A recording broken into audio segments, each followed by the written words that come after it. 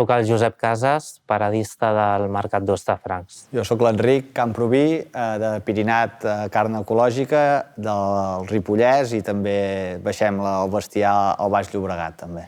Doncs jo sóc la Imma Tugues, de Tugues Pagès. Soc pagesa de fruita i verdura ecològica del Parc Agrari del Llobregat. Doncs jo sóc el Pere Carrió i sóc el cuiner del Gat Blau Restaurant, que ara ens diem que som un restaurant agroecològic.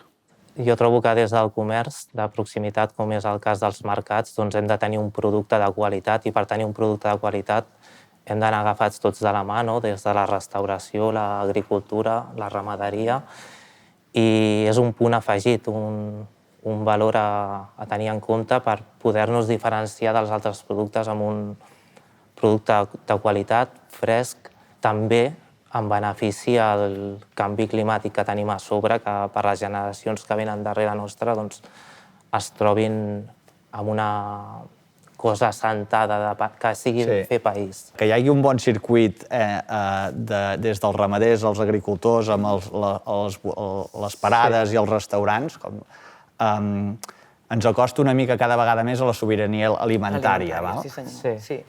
I el fet que hi hagi unes bones sinergies i que hi hagi una estructura sòlida en base a tot això fa que els ramaders i els agricultors cada vegada del nostre país cada vegada tinguin més força i tinguin un futur molt millor. Exacte. De fet, és la nostra gran satisfacció de saber que els nostres aliments sants que conreem amb tota la cura arriben a les persones. Aleshores, el tema, aquest vincle que tenim amb la restauració, saber que ells el estan tractant i cuidant i curant de la mateixa manera que tu l'has conreat, et dona una satisfacció molt gran. Sí, sí.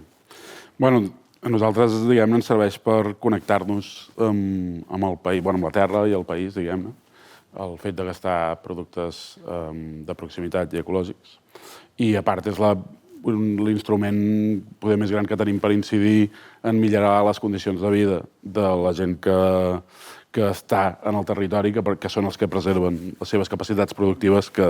Si ens protegim entre els sectors primordials, vull dir, perquè al final som sectors diferents, però som sectors que depenem molt uns dels altres. Totalment. I doncs, per exemple, si la Imma, com a agricultora, ens cull un meló al seu punt òptim al mes de juny, que és la seva temporada, i jo des del meu comerç puc vendre aquell meló a la temporada de consumir un meló, no al mes de febrer, que no tenim meló aquí, i el restaurador pot agafar i fer un meló, un pernil de primer plat, o fer un meló de postres amb un bon oporto, el que sigui, doncs haurem aconseguit un valor afegit, perquè aquell mateix meló de l'Imma haurà passat per mi al meu comerç i alhora haurà anat a la...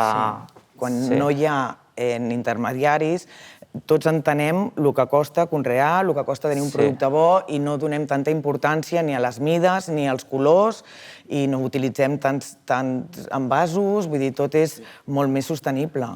Jo el que també és un dels temes que tampoc se'ns pot demanar massa, que al final també se'ns demana amb el concepte de venda directa, se'ns demana als ramaders i als agricultors que portem 300 barrets. És a dir, has de fer de ramader, has de fer d'agricultor, has de fer de carnisser, has de fer de repartidor, has de fer... Per tant, penso que el més important és que hi hagi un bon teixit, és a dir, que hi hagi un bon circuit curt de la necessitat de que les parades de mercat, de que els cuiners i de que tota la cadena alimentària tingui la consciència de cuidar com es maneix el producte de proximitat i el producte del nostre país, és clau perquè com a país tirem endavant.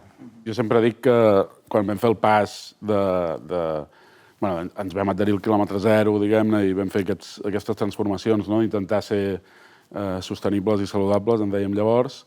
El primer que vam veure és que havíem de canviar la relació amb els productors, que havia sigut una relació de subordinació, o sigui, vull això, per demà, a les 9 del matí, a la meva porta, sense excuses, no? D'aquest tamany, d'aquest gramatge, amb aquest grau de madura, tot, no? Vam veure que aquesta subordinació havia de canviar un paradigma de cooperació, de coordinació, perquè en el fons, diguem-ne, qui ens està alimentant sou vosaltres de nosaltres. El nostre paper, a part de consumir-nos a vosaltres per donar-vos suport directe, diguem-ne, és incidir en el canvi cultural.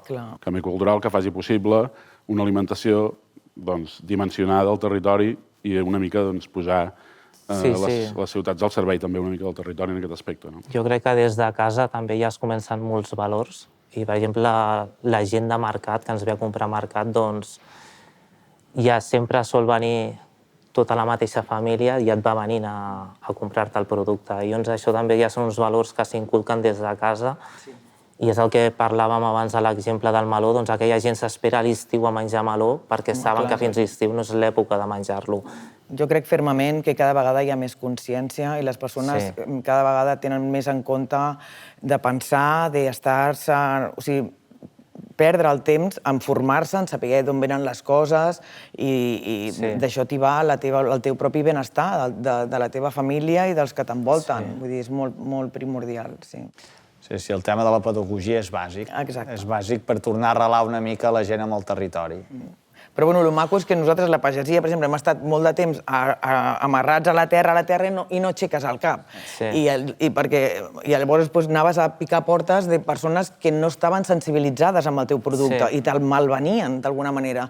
Doncs ara és com molt reconfortant havent-hi xefs com ells, paradistes com vosaltres, que realment reconeixen la nostra feina, que per treure un producte ecològic, fresc, de temporada, vull dir, i no ho fas realment també per donar benestar, perquè realment és el futur. I gràcies a vosaltres, Imma, que com a agricultora també colliu aquell producte amb estima, al seu punt òptim de maduració, que en 1 hora, 2 hores està a la meva parada. I això és un valor afegit i aquell consumidor final doncs ho valora perquè diu, ostres, quina figa m'acabo de menjar, o quin bròquil hem cuinat avui a casa, estava espectacular.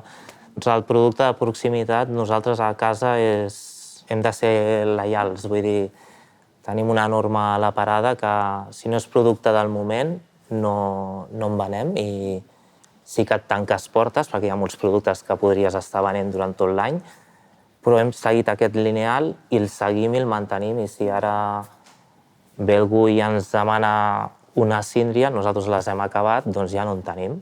Vull dir, en podríem tenir d'altres punts, però no en tenim. L'hem acabat per a 2 setmanes enrere i hem finalitzat, no? Sí, jo sempre dic que proximitat i ecològic és igual que confiança. És a dir, saps d'on ve, saps com s'ha fet, per quines mans ha passat. O sigui, hem de pensar d'on ve aquell producte, qui l'ha elaborat, què hi ha posat, què no hi ha posat. Proximitat és què m'estic posant al cos, d'on ve el que m'estic posant al cos. A les zones rurals, en zones rurals menys densament poblades com altres, com el Pirineu català, per exemple, jo crec que és bàsic el consumir productes del costat de casa, perquè després també saps que aquella persona s'arrela a casa, que tens la família que et va al col·legi, vull dir, tot fa que el desenvolupament rural de les zones sigui com ha de ser.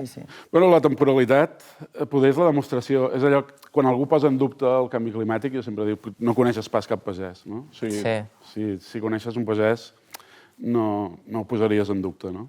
Aquest arrelament que parlem, aquest arrelament del producte, a través del producte, l'agricultor, i a través d'ell la terra, els cicles naturals, i saber que com que ara està fent menys calor, doncs la temporada, els pebrots no seran vermells i el tomàquet n'hi haurà menys, fins que s'acabi la temporada. Doncs això és entendre't en el món i no separar-te'n, que és el que estem malauradament encaminats a fer. Sí, la clau és anar amb l'harmonia, no voler menjar coses que ara no toquen en el seu... De fet, la terra és supersàvia, o sigui, sempre et dona els aliments que necessites en cada estació de l'any. O sigui, ara a l'estiu pots gaudir de productes plens d'aigua, com la síndria, el meló, a l'hivern, després de Nadal, per fer el detox tenim els calçots. Vull dir que sempre et dona... La terra és molt sàvia. Sí, el romesco és molt... La salvitxada, perdó, és molt de tots. Però sí, els caldos d'hivern, vull dir, és que al final no podem anar en contracorrent. Coneixement ancestral, no? Totalment, totalment. Perquè no ajuntem coneixement científic i coneixement ancestral, no? Aquí és on es troba. Aquí és on es troba. És el que dèiem abans també moltes vegades, que anàvem parlant que et venen aquests gurús i de vegades tens ramaders i pagesos a la terra que, hòstia, que el que saben aquesta gent és acollonant, no? I que hem de córrer per no perdre...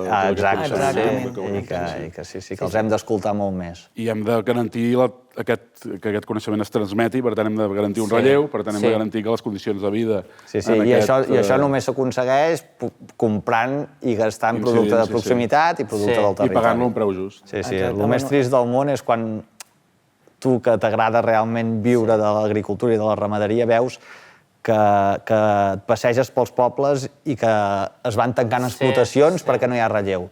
Clar, jo quan venen els nens a visitar l'explotació els dic, mireu, ser pagès és el millor ofici del món.